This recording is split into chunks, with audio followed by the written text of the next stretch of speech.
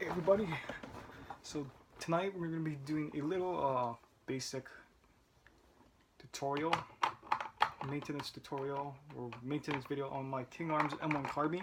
This will also apply to the M1A1 carbine by King Arms and possibly the older Marushin M1 carbines if you happen to have one.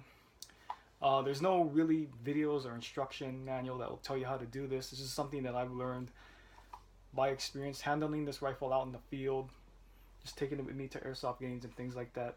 Again, there's no video or manual to tell you how to do this. So, and before I start, I just want to thank everybody who's watched the review.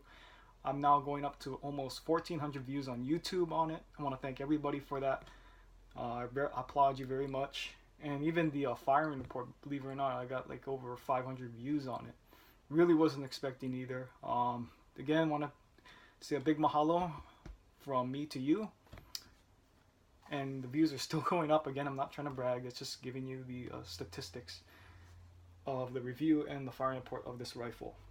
So, the magazine on this gun is, as I mentioned in the review, CO2 powered.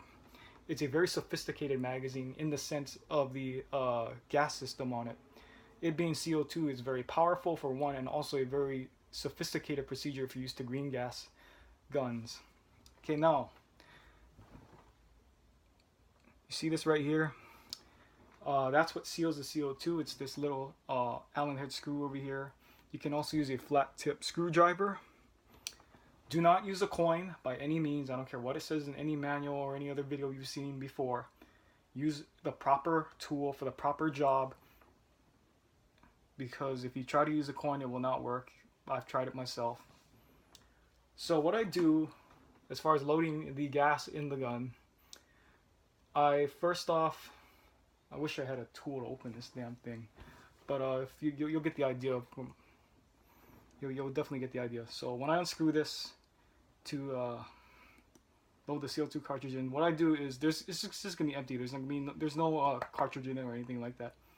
I shoot some silicone oil at the bottom, so I just go like that with some silicone oil. Then I take the CO2 cartridge. I lubricate top and bottom. Slide that in, and I shoot a little bit more here on the top just to give it a proper seal. Then I tighten the screw here. Then I drop the screw here. Then I tighten it by finger, by hand, and then I tighten it with the Allen wrench. That's loading the gas into the gun. Into the magazine. Getting it out is a little bit difficult if you're not used to this process. This is where things get a little complicated. Okay, now you can either have two options. You can use up all the gas in this gun, and it does hold quite a bit of gas for a CO2 magazine. You can get about 3 magazines out of just one of these. So 3 magazines full of gas. Now if you haven't finished shooting out all the gas, what you can do is you can dry fire this thing. So say you have it in the gun, to take off some pressure on it, because there's a lot of pressure behind this thing. Again, it only holds 15 rounds, so you need to be picky with your shots. You need to conserve your ammo. If you can't see anything, don't shoot it, because it doesn't hold a lot of ammo. 15 rounds can only go so far. So shoot only what you can see. So now there's going to be a lot of pressure behind this. So what you want to do is I dry fire it a little bit. And then when I get tired of dry firing it, I take the Allen wrench here at the bottom, and I gently just press down, use down force, and let the gas kind of ooze out a little bit. You hear it hissing, hissing, hissing, and let all of that gas kind of hiss out. And then the CO2 cartridge should come out. You may have to tap it a little bit if it's stuck. Tap it on like gently, like on a hardwood surface like this, go like that a couple times. It should come out. Now as far as using downforce, you may need to use a towel for this. It is packed in there pretty tight with all that pressure, so you just you may have to use a towel, just to help you with grip. And use gentle downforce. Don't use a whole lot of downforce. You don't want to strip this, as I said in the review.